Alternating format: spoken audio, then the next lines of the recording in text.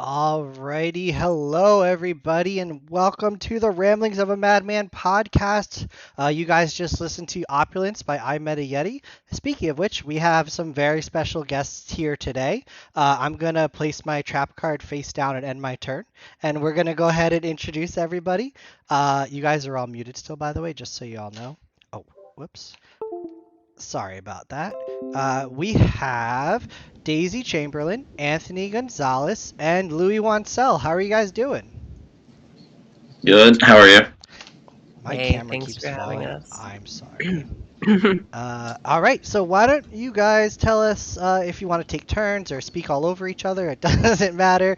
What do you guys do, and who are you? I'm Louie. I play bass. I'm like the last remaining founding member of the band, is what they like to say about me typically. Nice. I'm like the icebreaker typically, so this is me coming out first for you. Very nice. Anthony? I'm Anthony. I play guitar. All right. And Yeah. Daisy?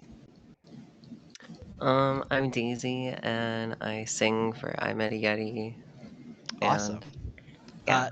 This is a little not strange but different for me. I usually have one guest, so I apologize if I'm a little all over the place. But why don't you guys tell us what kind of a band I Met a Yeti is? If you guys don't mind, I can say it. Go for it. Yeah. I Met a Yeti is post-hardcore. There are people that might call the style of music that we play swancore, or maybe more so the scene of music that we're in. I'm sorry. No, it's okay. And so we're kind of like a screamo band with prog elements. that might make sense to your 50-year-old dad Absolutely. if you're trying to explain it. So before we get into the band and all the stuff, I gotta ask. This question has been going around Facebook, and I wanted to get your guys' opinion on it. Would you rather fight one chicken every time you have to go into your car, or would you rather fight an orangutan with a sword once a year? That's not very vegan. I have a question about this one. So, is the orangutan holding the sword, or do I have the sword? The orangutan has the sword. Do we not have any weapons? The hypothetical doesn't give us any weapons, or we do have weapons? That's how the meme was posted, so I guess you could get weapons if you really wanted to. Yeah, I'll just shoot the orangutan then. Yeah. I mean, you have a year to prepare. Yeah. I would fight the chicken and eat it. See, every time? Yeah, that's chicken wings. What if you forgot something inside and then you have to go back and then you have to go back into your car and then kill that chicken again? I'm gonna go sell it to Publix. You're just gonna have to kill infinity chickens that year. Okay, but an orangutan, that's with a sword.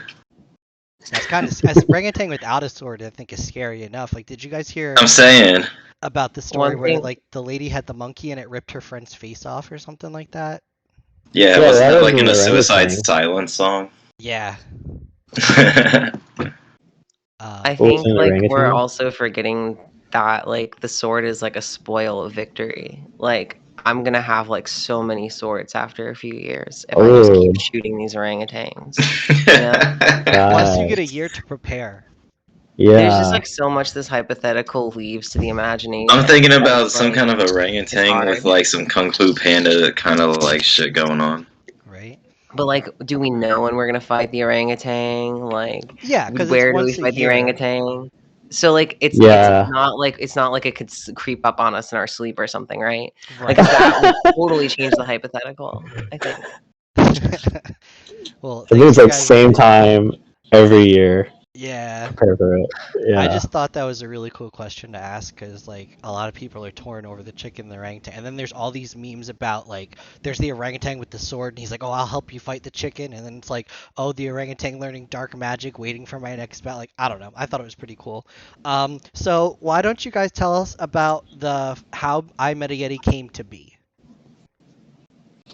I Met a Yeti started at our original drummer Alex's place with our original guitarist Freddie, and I came along at some point.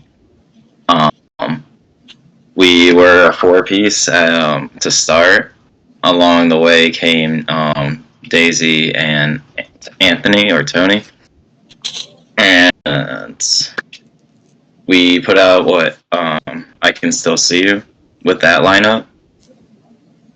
From there, we had a difficult year, and Freddie had left, and we had Ricky come in and substitute in. So yeah, and then I'm trying to think. We had the shift in vocals and all that, Yeah, and then Daisy came along. Right? Yeah. Daisy took over the vocal roles from there. Yeah. That was still a good EP though. I like Nami and Tabs. Those are some good songs. But it's totally. I feel like it's different from the style you guys play now. Yeah, I think Camp Yeti is our soft reset. That's what we like to call it. One of the things I enjoyed about Camp Yeti was the aesthetic and how it felt listening to it, because it's like, oh, gather around the campfire, we're all little Yeti scouts, we're gonna listen to this, and it's comforting, I guess. Like when I discovered you guys, I think I listened to that album so much that my girlfriend at the time was like, we're not listening to this anymore. Like that's all in the car, and I was like, come on, like this is so good. Like I bought the pins, I still have them somewhere. But yeah, I was obsessed. It's such a good album. And then after that, you guys have Opulence, which I think was amazing. And then you guys have the new song coming out soon. Is it Red Eyes Butt Dragon? I saw that tweet. It's Black Dragon. Yeah, that's what I figured. Black Yeti, yeah. But all right, Black Yeti, that's what I meant. Before we talk about that, Yu-Gi-Oh seems to be a huge influence for you guys. So we have Blue Eyes White Yeti, we have Red Eyes Black Yeti. When are we gonna get a pot of Yeti or like a man-eater Yeti? I think that would be cool. But do you guys play Yu-Gi-Oh? Like, is that why you name your songs after it? I play Yu-Gi-Oh. Daisy plays Yu-Gi-Oh.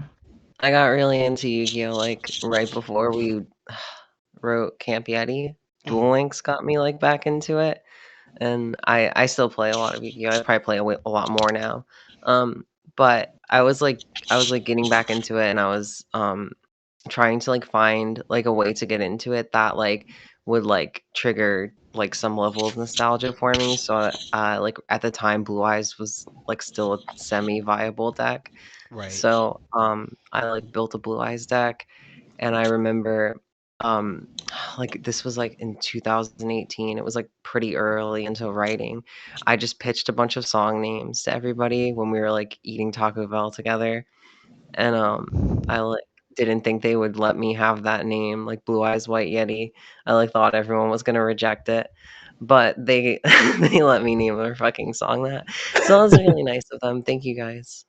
Yeah. Hell yeah. Yeah, I think it's a cool name. I haven't played Yu-Gi-Oh in like, I want to say 4 or 5 years, but I used to have a 6 Samurai deck, and I would play in tournaments at like Toys R Us or like local card shops, but I kind of fell off. I gave my brother my cards, and now he plays like, they have the online thing where you can just battle people online and build your decks and stuff. He does that a lot. That's really sick. I usually play online like that. You guys recently did a tour with Andreas, or not a tour, a show with Andreas, and you went to California, correct? Yeah. How was the show, and how was the California experience? The show is awesome. Hands down. Like Bakersfield, like made us feel very welcome there. That's it was very smoky when we got there. Yeah. It do be smoky. Wildfires? Probably. I think so, yeah. Not the bar, but like the city. Yeah. Have you guys ever been to California before that? Like NorCal? Yeah. I was in Oh, go ahead. I'm sorry, I was in LA like a month before our show or something, 2 months before it. So I was kind of prepared for the weather. It's like way colder there than it is here. Yeah.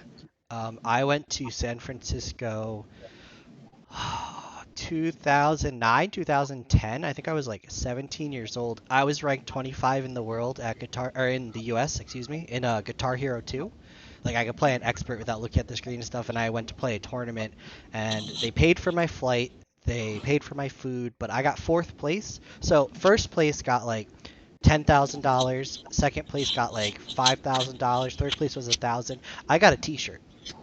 It Wow. was still a great experience, but you know, I kind of wanted to win some money. But I thought that's my experience with California. But I thought it was pretty cool. That's You so guys sick. cool. have That's an actually really upcoming cool. tour, correct? Actually, in like next week, 2 weeks.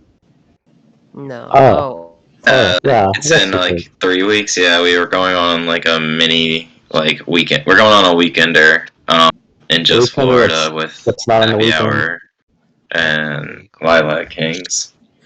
Nice. Shout out to those guys. Do you guys have any interesting or weird or like scary tour stories?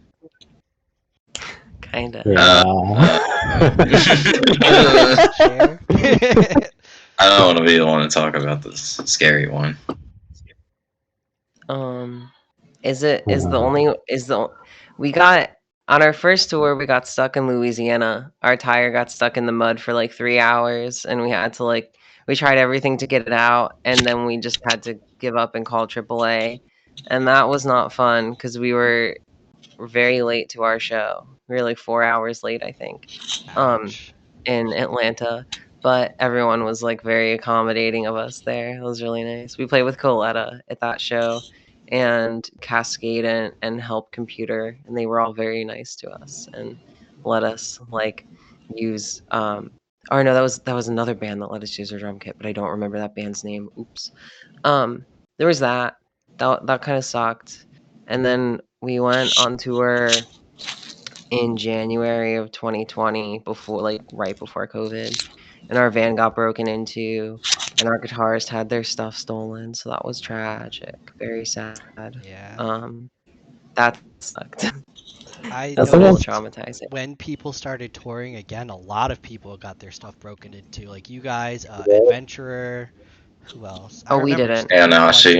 We posts, haven't since then. but people But yeah, suck. it's Um, rough.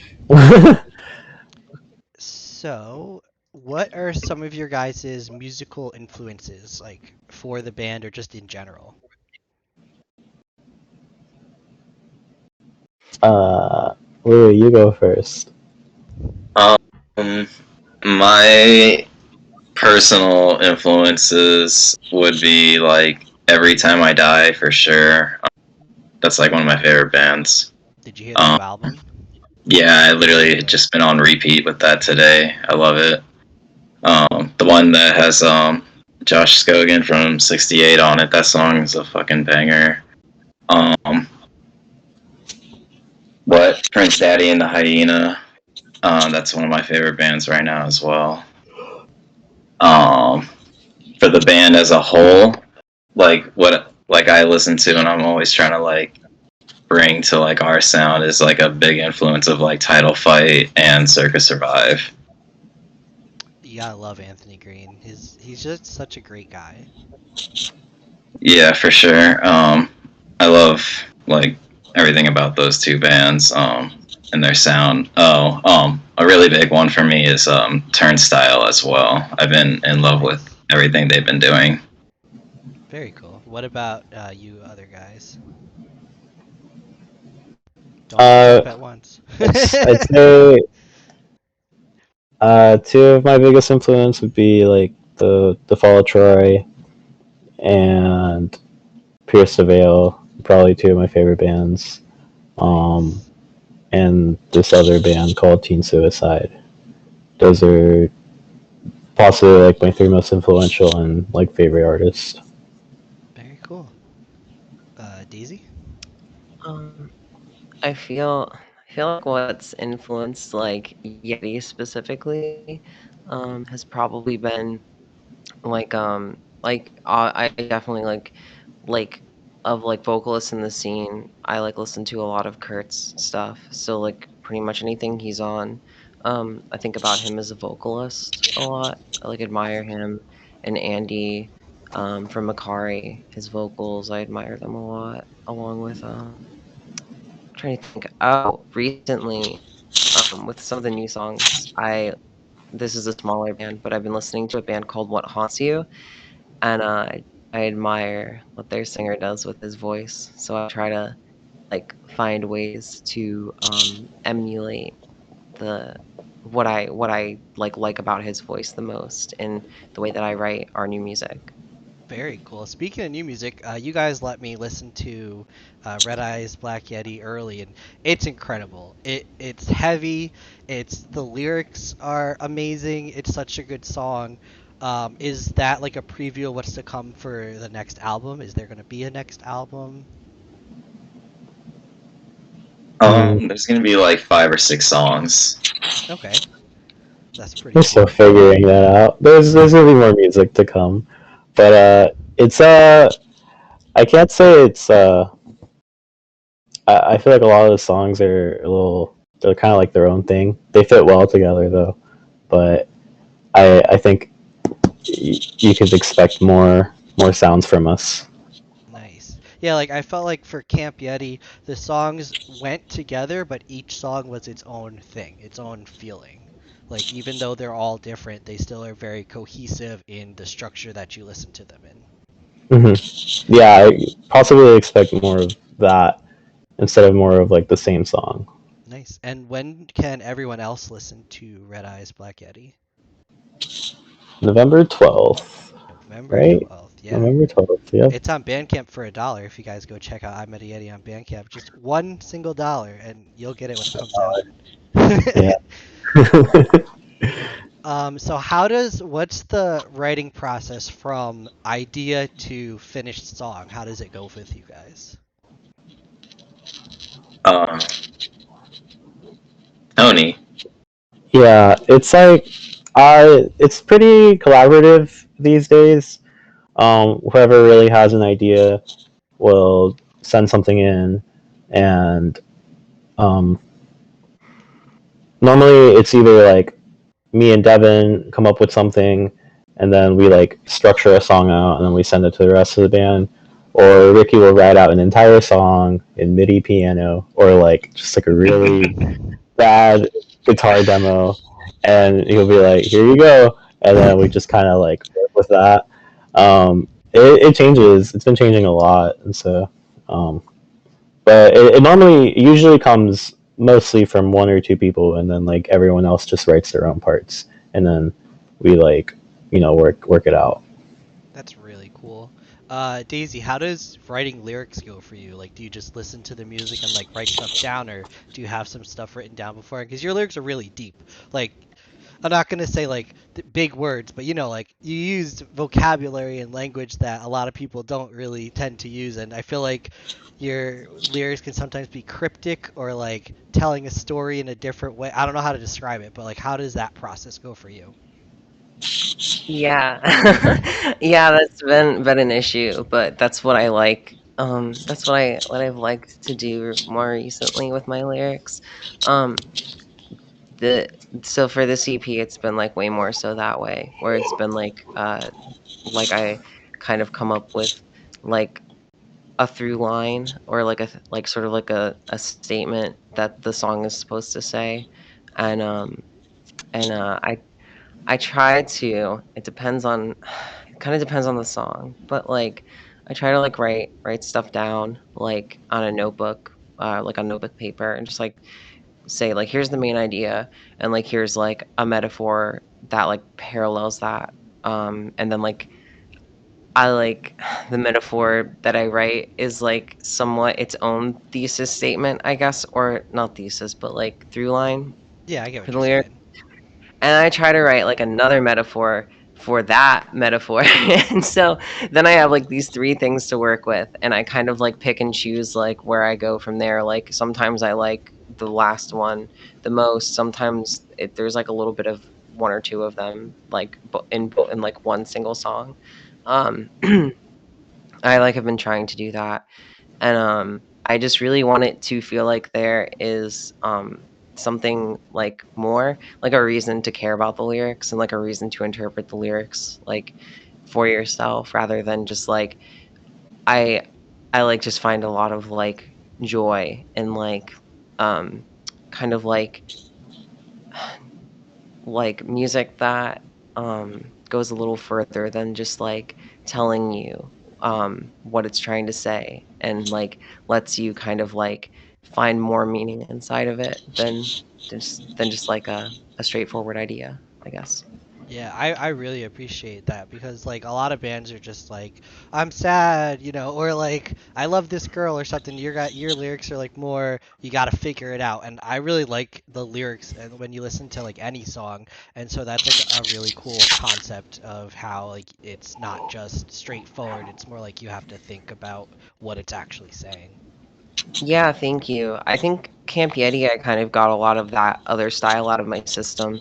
I feel like there's like a lot of songs that I really love that are like, very straightforward, and you can tell like what the like writer was like communicating pretty easily. I mean like most music is like that, and I love that. But I just kind of like interpreted these songs for the new releases as kind of needing that element. So I'm trying. I hope that I'm doing it in a way that's like not like pretentious or like outside of like things that people can like find meaning in or like Right. listen to and enjoy, right? I hope that it doesn't like ruin the songiness of it, I guess. Yeah, absolutely. Another cool concept or aspect of your guys is the album art, like the Camp Yeti with the Yeti and the campfire, or like the I guess more simplified version of the Yeti for opulence, or like the guy standing there for Red Eyes, Black Yeti. Who does your album art, and do you like give an idea of what you want before they do it, or do they just say, "Here, this is what I have for you"? For Camp Yeti, we had Corey Swirly Swope do like our art for that entire EP. He also did stuff like I Set My Friends on Fire and recently like Attack Attack. Wow. Awesome artist. I think we drew like a really shitty sketch and then sent it over. We're like, this is what we want, and yeah, and that was for Camp Yeti. For this time around, we're going with an artist. Um, their name is El Shivers, and um, I mostly just like give them a prompt, essentially, just like this is the idea, and then they send it over, and then I like color it, and then I told them to like do it better than what I can do because I'm not an artist, and then Right. that's how the art has been. But it's all they're all like tied together, or at least they're supposed to be tied together. For this new EP. Very cool. Yeah, I like the visual because when you listen to a song, it's not just like you're hearing the song. Like if you have a picture to go with it, it kind of helps, I guess, represent or tell the story of what you're listening to. So I really think that's a really cool concept that you guys have going. Yeah. What do you guys do when you're not playing music? Do you have any hobbies or stuff that you like to do? I play a lot of video games. What do you play? Right now, I'm playing through all the Kingdom Hearts games. Nice, I've very cool. never done that before, so it's been a ride. I I beat one and two, but I still haven't played three yet. I'm playing like all of them. Oh, like Dream Like Drop Distance 3 and yeah, 2 and 2. Yeah. Good yeah, luck. yeah. Thank you. It's kind of like a joke, but it's fun. It's been fun. What about you guys? What do you guys do when you're not making music? I'm in college right now. Oh, nice. I'm just finishing my degree. I'll be finished in December. I'll have a bachelor's in business. And so I do that quite a bit. And I am also starting to book tours for other bands. So I'm working on that. Now that things are like, open back up. Right. I booked that happy hour tour, the Lilac Kings tour, I mean. I booked like their 2 runs or Oh, whatever wow. that are so doing stuff like that. and I like movies a lot. I like horror movies, and I like more than horror movies, but I particularly like horror movies. I can agree with that. Horror movies are my favorite. Well, my one favorite movie of all time is gonna sound weird, but my favorite movie is Home Alone 2: Lost in New York. When I was a kid, I watched that hundreds of times. I had the Super Nintendo game. I don't know why, but it just brings back a feeling of nostalgia, like with Kevin running around New York and trying to escape from the kids. However, on the flip side, my other favorite movie is like Texas Chainsaw Massacre or Halloween 2. So I appreciate all kinds of movies, but yeah, horror are definitely the best, I think. I just saw the original Friday the 13th, and it was like by far the cheesiest movie I've ever seen. Yeah, those 80s horror movies are so cheesy. Have you guys ever seen like old black and white horror movies like from the 50s and 60s? A Nah. few. In high school, I used to watch them, like, ironically. So I watched one called Bucket of Blood. It's about a guy who's like an artist and everybody makes fun of him and no one likes him. So he accidentally kills his neighbor's cat and then he doesn't know how to hide the body, which is weird because it's just a cat. So he molds it into clay and says it's an art piece. And everybody's like, wow, it's so realistic. So then like he gets in an argument with some guy and kills the guy or kills a girl or something and models them into clay, and then everybody's like, wow, it's so realistic, this is great, and then all the clay starts falling off of them and they're like, oh no, he's a killer, and like it has something, I don't know, but I think it's fascinating seeing what scared people back in the day when there was no special effects and no like stuff like that. Oh my god, yeah. Yeah, That's crazy. I'm a sucker for old movies. Like I love black and white movies. I watched Nosferatu. That's like the original vampire movie. At my ex-girlfriend's college with a piano score accompanying it, and that was just an incredible experience. That's like the vampire like Dracula looking one. Yeah, he's like, Yeah, you know in SpongeBob, the Hashling Slasher episode, Yeah. when the guy Yeah. the light switch, yeah, that's him. The hash ringing, the hash ringing. Louis, what about you? What do you do? I just like, I'm a dad. I hang out with my dog, and I make pizza at my job, or I serve, or I deliver. I do whatever they need me there to do. How many kids do you have? I have one. I have a daughter. Oh, nice. My daughter's 7. Her name is Audrey. I named her after the plant in Little Shop of Horrors. Yeah, my daughter's 6. Her name is Luna. Oh, nice. Very cool. Let's see here. Sorry, I wrote a bunch of questions down. What? Sorry, give me 1 second. All right, so right now, if anybody in chat wants to type some questions, we can go ahead and read them out and ask them.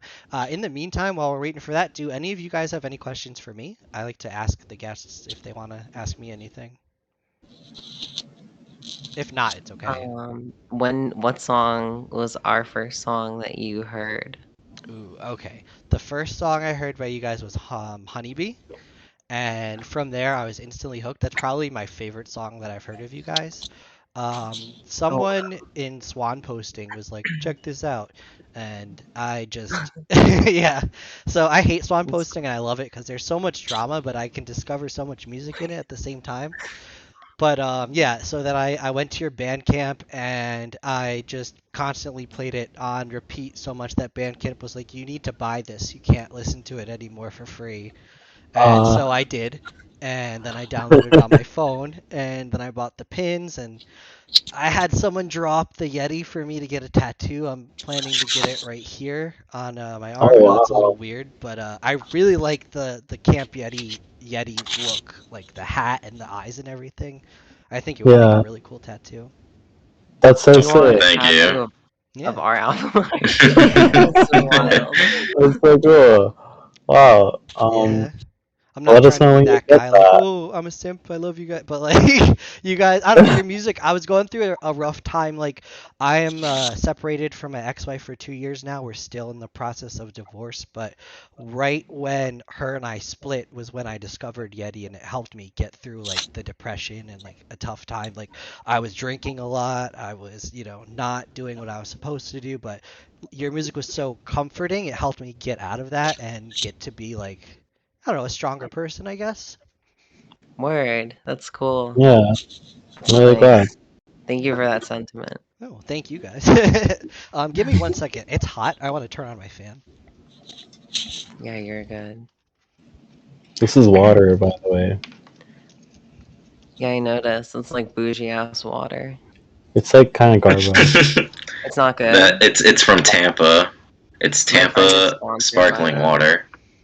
I saw I've Megan always been drinking. curious. It's How is hardcore. liquid It's death? hardcore water. I've never It's had Mhm. it. hardcore sparkling water from It's Tampa. not even sparkling. It's not even sparkling. You have Like the that. just like the spring one, like the Yeah, regular like basic water one. yeah.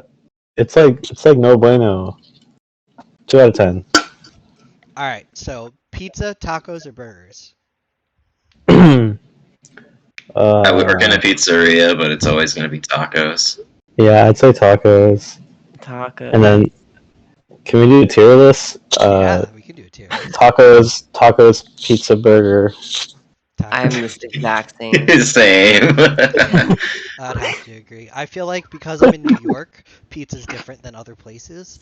So I think it's better here than, like, I guess New Jersey's still good too, but I would say pizza, tacos, burger, only for that reason. Like, if I'm in another state and I'm getting pizza, I definitely don't want it. I want to get a taco instead.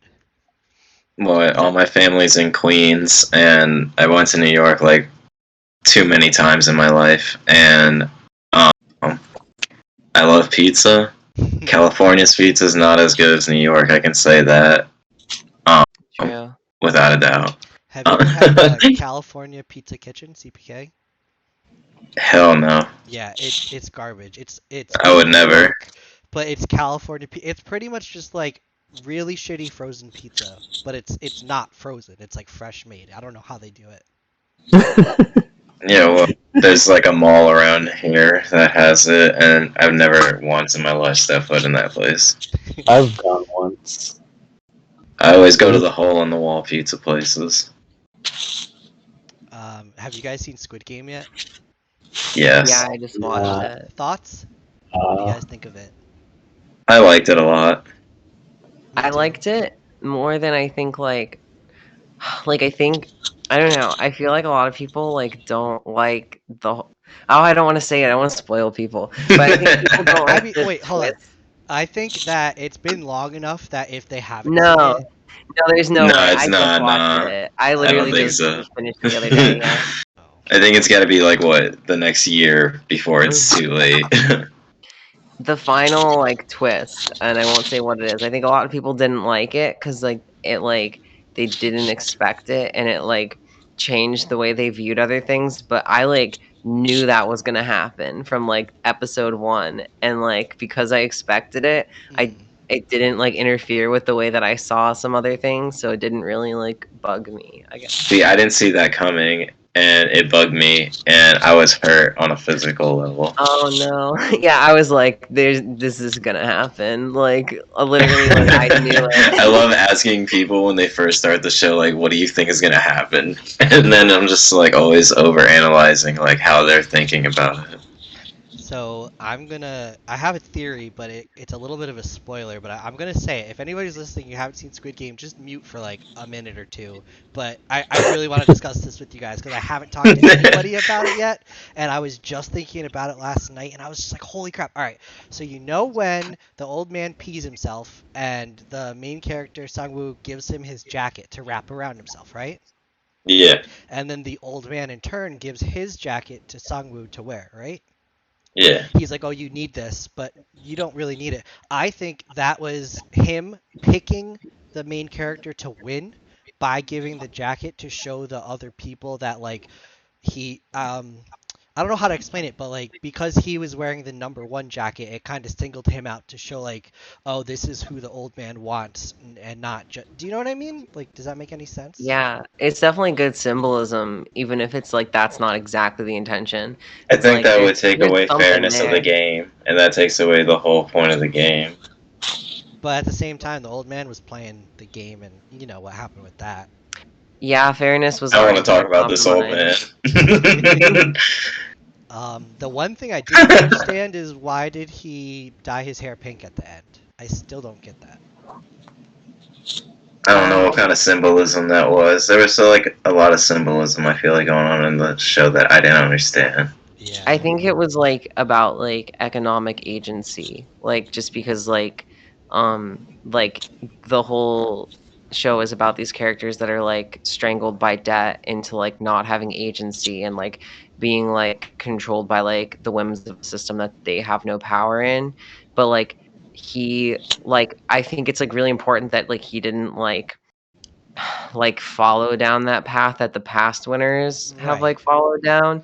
It's like that like says that this is not like a show that has to do with like just like going up the hierarchy of like the society that you're already in. It's like a show about like breaking that hierarchy and like leaving it. I think that's why I like the ending the most, because it would feel really inconsistent if he was like oh, now I have all this money and so I'm going to like own a business or like whatever, just like take part really substantially in like capitalism or whatever. I really liked the fact that he didn't spend any of the money for like a whole year. Yeah. Like he even asked the bank guy, he's like, "Can I borrow like 1,000 won so I can go?" You know what I mean? Like he has all this money, but he didn't want to touch it because he knew it was wrong. And so, what do you guys have any theories about what happened might or what might happen in season 2? Because they already announced it's coming out. I hate that Oh, there's gonna really? be a season 2. I wish it would have just left off there. You're cutting in and out just a little bit for me. Yeah, Is I that true realize for that. everybody else? Let me fix my mic. Whatever happens in it, though. I don't know. Is that better? Whatever happens, yeah, it sounds fine. So I'm just gonna watch season 2.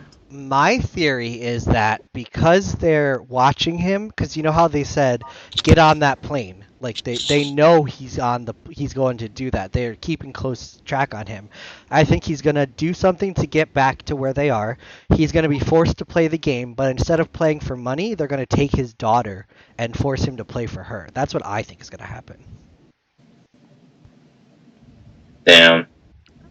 I mean, it might not, but they already announced a season 2, so what else would they do? Like make him play for more money? He's already rich. You know what I mean? Yeah, I almost feel like it's just gonna be weird to ever put him like back into the game. I feel like if we're gonna see more games, it should be like new characters and like maybe he plays more so the role that like The detective. the detective played. Yeah. I don't know how they would get away with that like from a narrative perspective, but like I don't know. I feel like it hard. might be a prequel, honestly. Oh, that's a good idea, showing how the brother got to be the master. Yeah, that's awesome. Because honestly, like that whole mountain thing that happened pissed me off, and I Oh. was just like, "Yo, like, About that nah." though, you know how when the I want to. All right, we're just gonna spoil it. I don't care. You know how when the old man, the old man loses the marble game, you hear the shot, but nothing happens to him because it's all off screen, right? When the guy gets shot and falls off the mountain, you don't see his body. You don't see what happens to him. So he could technically still be alive and come back. Nah, he done. Yeah. You think? I would be really upset Yeah. if that happened. So I wouldn't like it, but like I wouldn't put it past like the show to do it. Because I Yo, just feel Rip like, Ali. yeah, yo, seriously, that was the saddest moment of the whole show. I think the worst part of the show was that the lady that everybody hated, she fucked the tattoo snake guy. You know what I'm talking about? I hated her. She was so annoying. Oh, she's I saw people calling her the Karen of the show. But she redeemed herself with how she died, though. That was pretty incredible, I thought. All the characters were like relatively nuanced, I think. So, you know, she did some like some good, some bad too, I guess. Yeah, they all like fit their respective roles in the show. Are any of you guys Marvel fans at all? Sorry, what was that? What did you say? Oh, I'm sorry. I don't know what's going on with my mic tonight. Are any of you guys Marvel fans?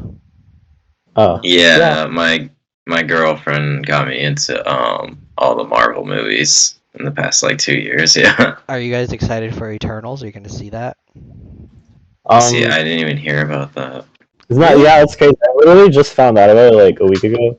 I'll probably check it out. Now I gotta see this. I read the comics when I was a kid. So the whole Eternals thing is the Celestials are cosmic beings that like created part of the universe, and they created humans and deviants. Deviants Right. are like the evil like monster things, and the humans are the humans. And then the deviants started taking over and enslaving the humans. So the Celestials created the Eternals, which had the form of the humans, but they were superpowered, and they can only interfere or help the humans when deviants are involved. That's why they didn't help with Thanos. They didn't help like any wars or anything. But I think it's a cool concept that they're branching out more of the Marvel movies, because the comics, anything can happen, and like time travel and magic, and right, like originally it was just introducing, here's Iron Man, here's Thor, they're gonna fight Thanos. Now it's like with the multiverse concept and like the space. I'm excited for where everything's gonna go. Yeah, I'm definitely looking forward to it. I'm also looking forward to the Spider-Man movie. Yes. I kind of hate the trailer. I kind of don't like it, but like I'm curious to see the movie, and like I know. So Marvel does this thing with misdirects in their trailers. Yeah, they've been doing that. Yeah, I think it's a huge misdirect of what's actually like gonna happen. So I know a lot of what's gonna happen because I read a lot of Reddit posts. And I don't want to spoil anything, but it's supposed to be like a huge, crazy movie. Spider-Man's my favorite superhero, so I'm really excited for that. Yeah, same. I'm hoping that it's all misdirect, because I really didn't like that trailer. Yeah, do you think Tobey Maguire and Andrew Garfield are going to definitely be in it? I like absolutely think they're going to be in it. I don't see how they wouldn't be in it.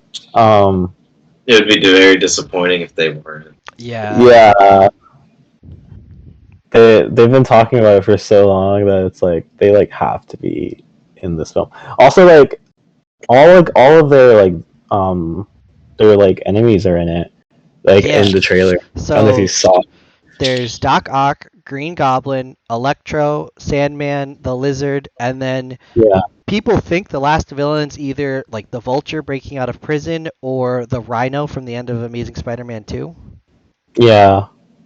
So they're like all there. I feel like I can't see them not being in the movie. Yeah. And have you seen Venom Let There Be Carnage? No, I can't. Isn't there like a?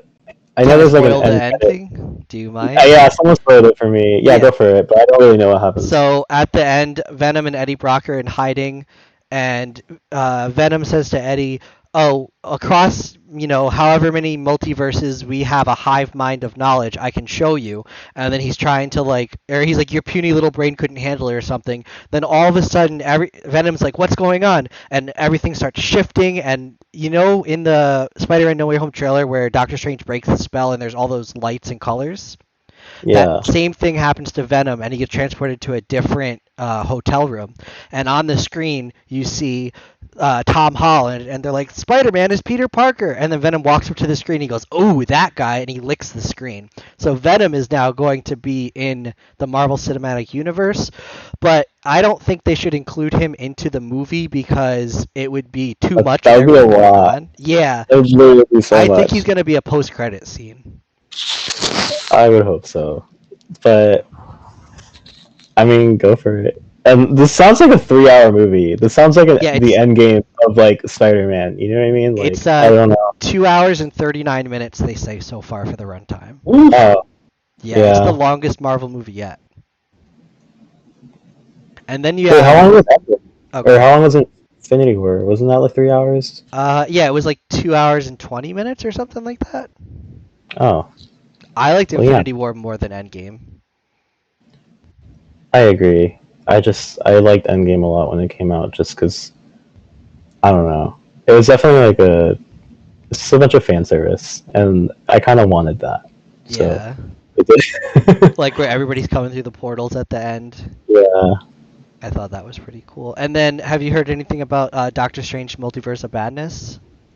No, I haven't. I kind of stick away from like trailers and spoilers these days.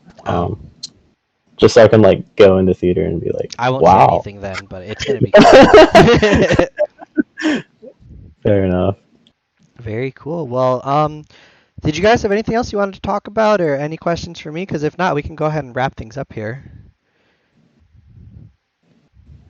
I guess like we have a new music video coming out. I just want to plug it really quick. Yeah, I was gonna say, what's coming out? What can we expect? Go ahead. Yeah, we're dropping a new music video for our new song "Red Eyes Be Yeti" on November 12th, and we're also playing some shows with Happy Hour and Lilac Kings in Central Florida. In early November. You can find those like on any of our social media. So yeah, that's pretty much what we have coming up for the foreseeable future. But there will be more new music on the way rather soon. Did anyone in chat have any questions before we go? I see someone just joined. Zadikas Karamaza. How do you say that? Okay. Does anyone in chat have any questions? Anybody? Type them now. I see all of you. There's 10 of you here. All right, before we end, do you guys Twitch at all? Like, do you go on Twitch? Do you watch anything? Are you familiar at all with it? A little bit, yeah. A little bit. So I live on Twitch. Like I'm one of those guys that just watches everything, and I live on YouTube too. But one of my favorite things to do, and you guys kind of did it with me, is finding the small people. Like I go to most views and I go to lowest views and find the 0 viewers or the 1 viewers. Then I go in and I say to people like, hey, and I give them a follow and I let them know like you're streaming and no one's watching, but it's okay. Like I'm here. I'm gonna give you attention. Like you mad? Like you know what I mean? Because everybody's got to start somewhere, and it's just cool to give the little guy a chance. Word. I didn't even know you could do that. That's loud. Yeah, it's pretty cool. So where can everybody find you if they want to find you? Like the band. Like Yeti or like sorry. Yeah, Yeti. Yeti, cool. We're on Twitter. We're on Spotify. Any streaming service. If you don't use streaming services, you can find our music on YouTube and Bandcamp. And yeah, we're on Twitter, Facebook, Instagram, and it's kind of it. I know we have a TikTok, but we don't use it enough yet. So yeah, there's that. And on Discord, we have a Discord server that people can hop into and ask us questions if they want, or hang out or whatever. We have a Facebook group. I forgot about that. Awesome. Well, I really appreciate. Wow, I can't talk. I really appreciate you guys coming on. You're one of my favorite bands, if not my favorite band. I had a great time talking with you guys. Thank you for letting me hear the single early. I cannot wait for it to release, and so I can actually talk to people about it. And I cannot wait to. Oh, my camera froze. But yeah, so it's a good thing we going off now. But thank you guys for watching. If you're watching this on YouTube, I'll put a link to all of their socials in the comments. Go ahead and like and subscribe. Everybody watching on Twitch, thank you so much for coming. And yeah, I appreciate you guys. All right. Thanks for having us. Having us. Everybody. Thank you. All right.